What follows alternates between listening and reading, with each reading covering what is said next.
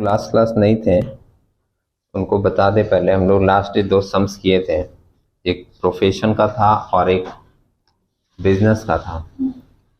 जो प्रोफेशन वाला सम्स था वो हम लोगों का 2000 नहीं, जो बिजनेस वाला सम्स था वो हम लोगों का 2016 वाला सम्स था। इम्पॉर्टेंट सम्स है, आप लोग उसको जरूर कर लीजिएगा। उसमें एक एडजस्टमेंट आपको अलग दिखेगी, एक एडजस्टमेंट, और बाकी के जितने एडजस्टमेंट है वो आज के क्वेश्चन में भी डिस्कस हो जाएंगे। ठीक है, आज वाला सम्स अगर आप केयरफुली समझ लोगे अच्छे से तो लास्ट डे अगर किसी का मिस हुआ होगा उसको अगर आप करेंगे, देखकर भी करेंगे, तो आपको चीजें समझ में आ जाएगी। एक एडजस्टमेंट उसमें अलग आपको मिलेगा, बाकी का एडजस्टमेंट मोस्टली आपको इस सम्स में भी मिल जाएगा। और मैंने लास्ट डे एक और बात कही थी कि जैसे जब आप 2 से 3 सम्स करोगे ना तो आप देखोगे चौथे नंबर सम्स में आपको एडजस्टमेंट रिपीट होते हुए मिलने लगेंगे। Repeat in the sense 90% adjustment वही रहेगा जो आप पिछले 3 सम्स में किए हैं। समझ रहे हैं? इसलिए चीज़ों को केयरफुली समझते हुए चलेंगे। बिजनेस वाला जो हमारा एरिया है वो थोड़ा कॉन्सेप्चुअल भी है, मतलब इसमें हम लोगों को रूल्स याद रखने के साथ साथ, प्रोविजन टैक्स का याद रखने के साथ साथ हम लोगों को कॉन्सेप्चुअल बातें भी ध्यान में रखनी पड़ती है। ठीक है, बिजनेस वाले सम्स में तो केयरफुली एक बार सम्स को देखिएगा, उसके बाद फिर हम लोग देखेंगे सॉल्यूशन किस तरीके से की गई है एडजस्टमेंट के साथ। ठीक है, सम्स में पढ़ रहा हूं। क्वेश्चन मिल गया सभी को? ये क्वेश्चन है हम लोगों का कब का? 2014 का, 2014 का ये क्वेश्चन आपका है। 2014 में आया हुआ, 14 ही है ना? Okay. From the following information, एक प्रॉफिट एंड लॉस अकाउंट दी हुई है। हम लोग जानते हैं कि बिजनेस वाले सम्स में हम लोगों का एक प्रॉफिट एंड लॉस अकाउंट दिया रहता है, उसमें से ही नेट प्रॉफिट को लेकर हम लोग एडजस्टमेंट करके अपना बिजनेस का इनकम फाइंड आउट करते हैं। तो मेंशन किया है, from the following profit and loss account and other relevant information compute income from business of mister Ratan Lal for the assessment year 23-24। ठीक है, तुम लोग अपना नाम अगर देखते तो तुम्हारे चेहरे पे एक मुस्कुराहट आती, जनरली आता है कि नहीं? तो ये हम लोगों का एक प्रॉफिट एंड लॉस अकाउंट दिया है, इसी में मैं एडजस्टमेंट बताता रहूंगा साथ साथ, जिससे आप सम्स के साथ ही अगर एडजस्टमेंट समझ लिए तो सॉल्यूशन देखते ही आपको चीज एकदम इजी लगेगा। ठीक है, एडजस्टमेंट समझते रहिएगा। पहले 1 मिनट में आपको याद दिला दूं कि हम लोगों का इसका कॉन्सेप्ट क्या है। प्रॉफिट एंड लॉस अकाउंट एक दी हुई है, इसमें आपका एक नेट प्रॉफिट है। इनकम टैक्स वाले बोलते हैं कि ये जो नेट प्रॉफिट आपने निकाला है ये हमारे हिसाब से सही नहीं है, क्योंकि आपने कोशिश किया होगा कि प्रॉफिट को हम कितना कम से कम दिखा सकें। सेम बात है ना? सिंपल सी बात है, आपने कोशिश किया होगा कि प्रॉफिट हम लोग कितना कम से कम दिखा सकें। इसके लिए आपने कुछ ऐसे खर्चे, कुछ ऐसे other expenditure, unnecessary item, loss वगैरह दिखा दिया होगा जिसके कारण आपका प्रॉफिट कम हो जाए। तो हम लोग क्या करेंगे, एज पर आईटी रूल जो जो एक्सपेंडिचर अलाउड नहीं है वो दिखाने के कारण आपके प्रॉफिट कम हो गए, हम वो सारा आइटम ऐड करके आपके प्रॉफिट को फिर से एडजस्ट करेंगे। यही कॉन्सेप्ट है। लेकिन दूसरा एक और लाइन है, वो भी ध्यान रखिएगा। टारगेट सिर्फ ये नहीं है कि प्रॉफिट को बढ़ाया ही जाए, ऐसा भी हो सकता है कि as per income tax rule कुछ इनकम आपको नहीं दिखाना चाहिए था, लेकिन वो इनकम आपने दिखा दिया तो इससे आपका प्रॉफिट बढ़ गया होगा। तो हम लोग उस आइटम को लेकर आपका प्रॉफिट रिड्यूस भी करके एडजस्टमेंट करेंगे। समझ रहे हैं? मतलब टारगेट सिर्फ ये नहीं है कि प्रॉफिट को बढ़ाना ही है, ये भी है कि अगर गलती से किसी दूसरे जगह का इनकम वगैरह तुम यहाँ दिखा दिए जिसके कारण आपका प्रॉफिट बढ़ गया तो उसको माइनस करके भी आपकी प्रॉफिट एडजस्ट की जाएगी। इसी कॉन्सेप्ट पे हम लोग इस चैप्टर के ऊपर वर्क कर रहे हैं। ठीक है, तो रूल्स और कॉन्सेप्ट दोनों अप्लाई हो रहा है इस चैप्टर के ऊपर। अब देखिएगा एक एक आइटम। सबसे पहले प्रॉफिट एंड लॉस अकाउंट के डेबिट साइड में ओपनिंग स्टॉक दिया है, ठीक है, बिजनेस का आइटम है।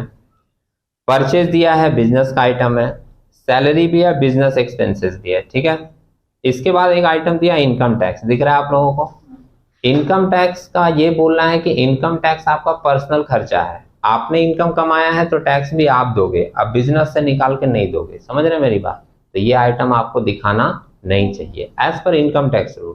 अब आप सोच के देखो, डेबिट साइड में, एक्सपेंसेस के साइड में तुम इनकम टैक्स दिखा दिए हो, इसका इफेक्ट क्या पड़ा होगा, आपका प्रॉफिट कम हो गया होगा, ऐड करके एडजस्टमेंट की जाएगी। नेक्स्ट आइटम दिया है fine paid to custom department. Custom department को आपने फाइन पेड किया, क्यों फाइन पेड किया भाई, आपने कोई रूल तोड़ा होगा, तो इनकम टैक्स का बोलना यह है कि आप रूल तोड़ते क्यों हो, आपने रूल तोड़ा होगा इसलिए फाइन दिया होगा, ये फाइन हम लोग मानेंगे नहीं।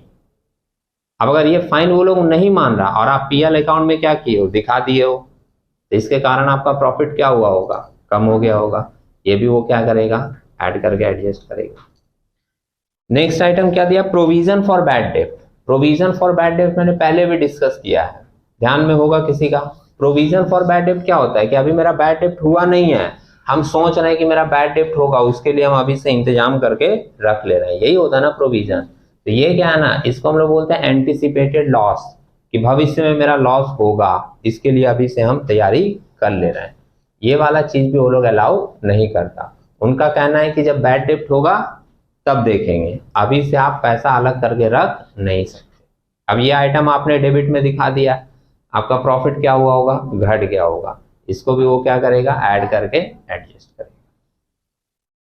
नेक्स्ट आइटम दिया है डेप्रिसिएशन 27,000। तो डेप्रिसिएशन भी इनकम टैक्स वाले अलाउ नहीं करते। आप बोलोगे कि सर डेप्रिसिएशन तो अकाउंट्स का खर्चा है, ये तो होना चाहिए, एटलीस्ट बिल्कुल होना चाहिए, लेकिन आप अगर डेप्रिसिएशन दिखाओगे ना तो हो सकता है आप अननेसेसरी अमाउंट दिखा दो, समझ रहे हैं। तो इसलिए इनकम टैक्स वालों ने अपना अलग रूल बनाया है डेप्रिसिएशन का। लास्ट क्लास जो लोग आए होंगे देखे होंगे, हम लोग डेप्रिसिएशन अलग से कैलकुलेट करते हैं, एक as per income tax rule कितना डेप्रिसिएशन होना चाहिए, समझ रहे हैं। तो इनकम टैक्स वालों का कहना है कि जो आपने दिखाया है बुक में वो हम लोग अलाउ नहीं करेंगे, जो मेरे हिसाब से डेप्रिसिएशन निकलेगा उतना हम लोग अलाउ कर देंगे। तो तुम जो दिखाए हो सर 27,000 वो अलाउड नहीं होगा, और वो दिखाने के कारण आपका प्रॉफिट घट गया है, तो वो लोग फिर क्या करेगा, ऐड करके एडजस्ट करेगा। क्लियर है। और जब वो लोग अपना डेप्रिसिएशन बोलेगा ना कि हाँ चलो इतना डेप्रिसिएशन तुम दिखा दो, तब क्या करेंगे, उतना डेप्रिसिएशन हम लोग अपने इनकम में से रिड्यूस कर लेंगे। क्लियर है। नेक्स्ट पॉइंट दिया डोनेशन टू पूरी टेम्पल। तो डोनेशन दे रहे हैं आप, दान धर्म कर रहे हैं, ये सब आपका व्यक्तिगत मैटर है, बिजनेस से पैसा निकाल के ये सब मत कीजिए, ये भी वो लोग अलाउ नहीं करेगा। नेक्स्ट लिखा है सेल टैक्स, ठीक है, ये बिजनेस का खर्चा है। ट्रैवलिंग एक्सपेंसेस बिजनेस का आइटम है। एडवर्टीजमेंट बिजनेस के लिए किया जाता है, तो आप बिजनेस चलाने के लिए जो खर्चे करोगे वो तो खैर माना जाएगा। और लास्ट में दिया डेबिट साइड में नेट प्रॉफिट, कितना दिया है, 2,20,000। क्लियर है। यहीं से हमारा एडजस्टमेंट शुरू होता है, क्योंकि जितनी भी एडजस्टमेंट होगी किसके साथ होगी, प्रॉफिट के साथ, उसी के साथ आपने छेड़छाड़ की है ना, उसी को घटाया है या बढ़ाया है। क्रेडिट साइड में देखिए क्या क्या आइटम है, सेल्स दिया हुआ है, ठीक है, बिजनेस का आइटम है। Dividend from foreign company.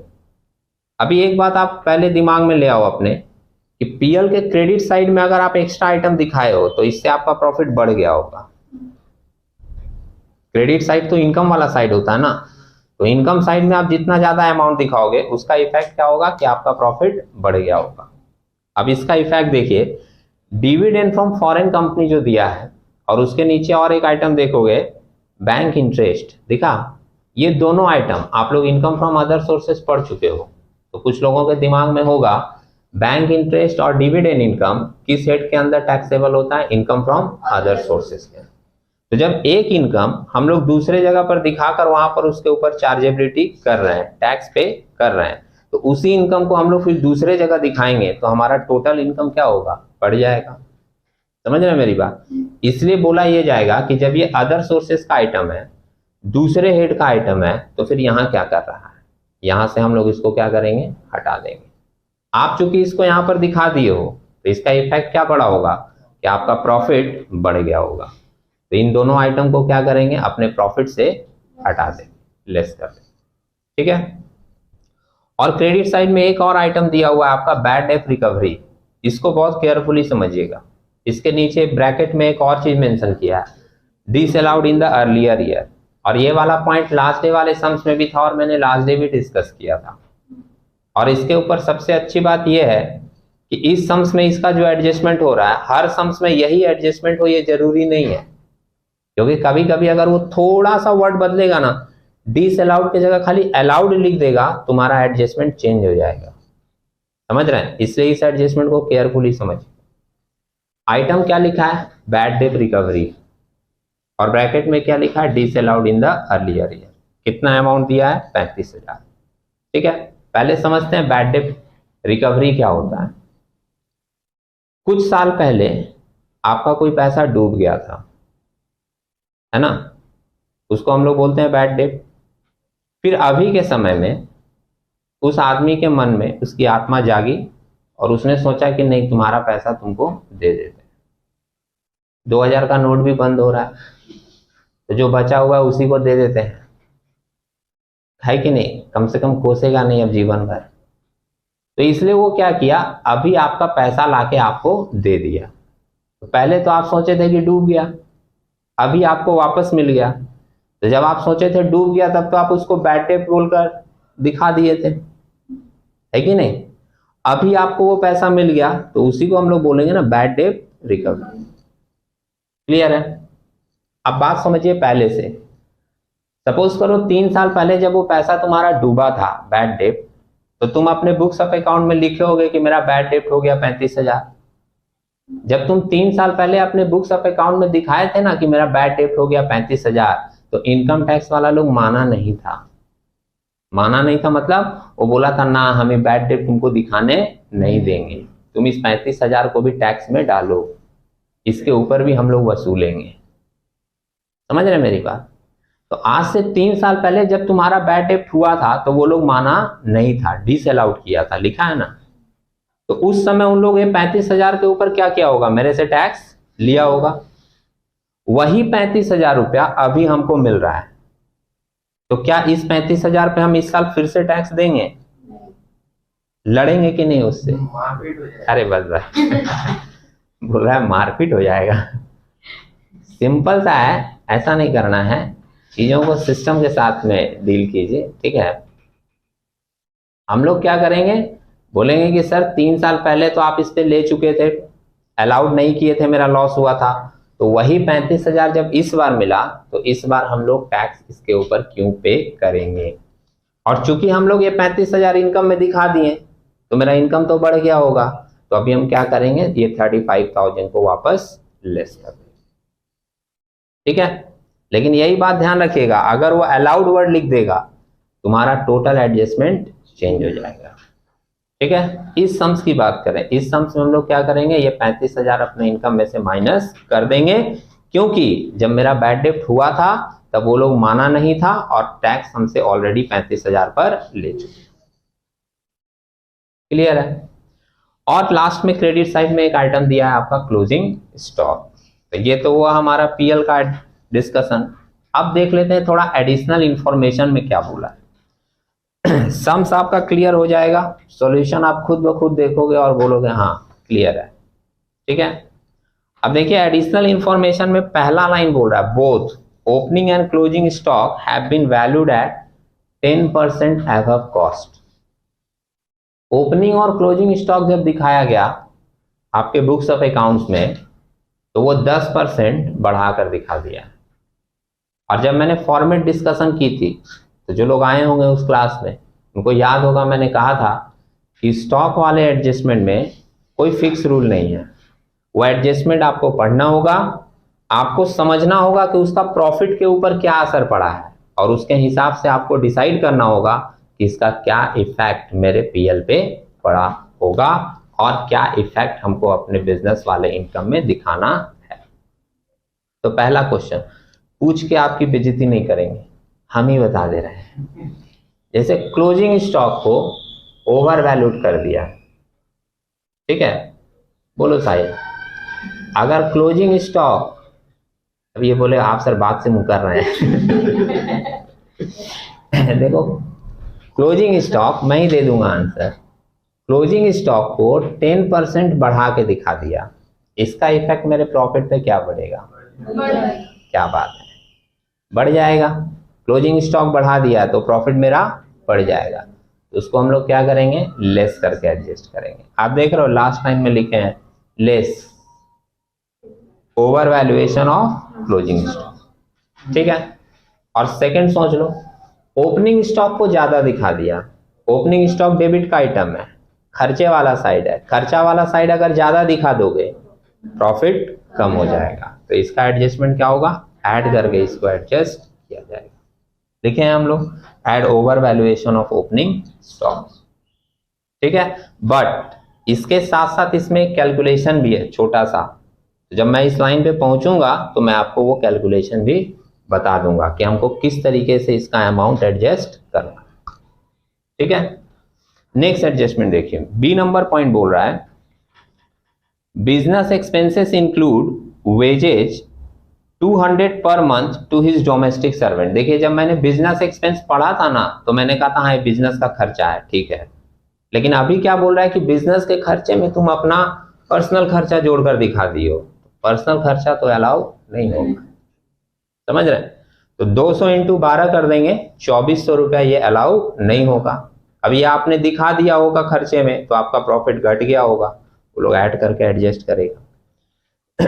और एक दूसरा खर्चा इसमें क्या जोड़ दिया, life insurance premium 1600 on his own life.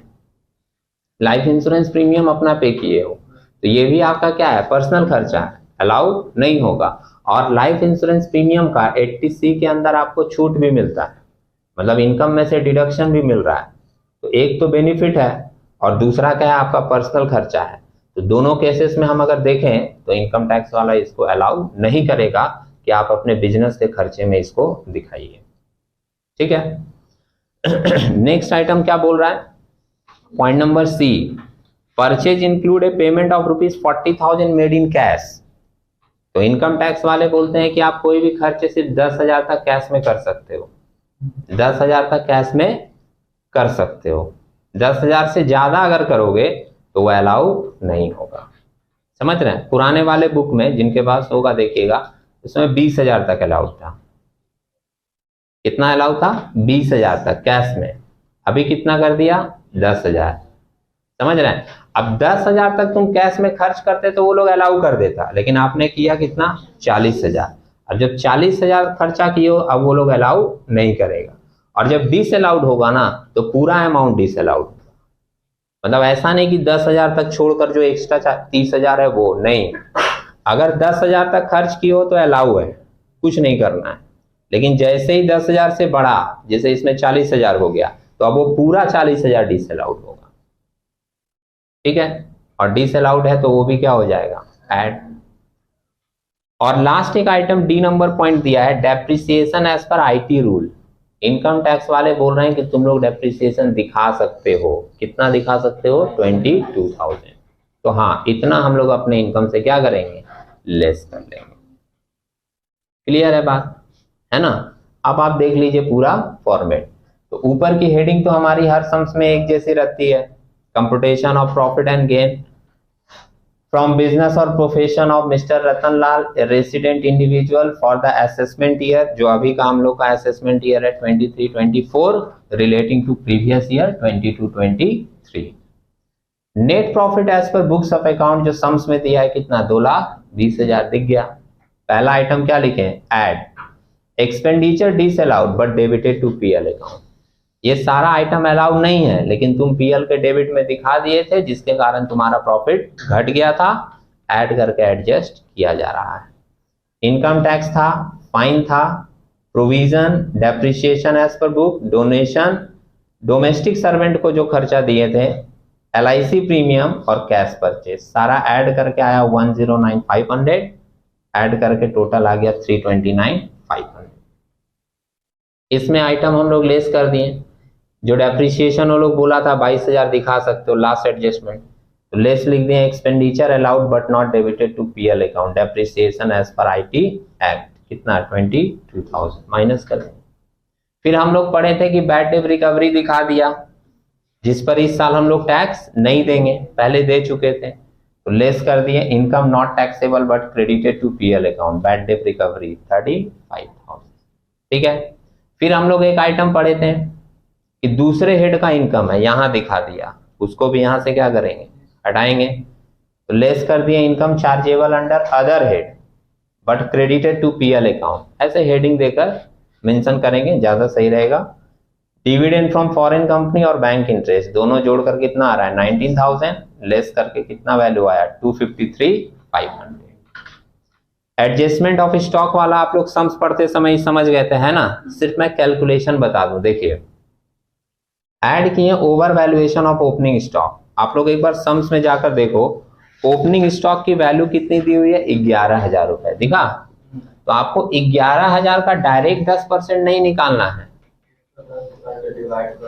समझ रहे हैं।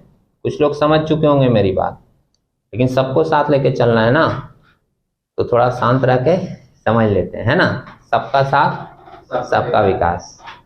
तो ऐड हम लोग कर रहे हैं over valuation of opening stock, जो फिगर दिया रहेगा उसके ऊपर डायरेक्ट हम लोग 10% नहीं लेंगे। वो बोल रहा है कि वो 10% एबव कॉस्ट है, मतलब 100 की चीज जो है वो 110 पर दिखाई गई है, समझ रहे हैं।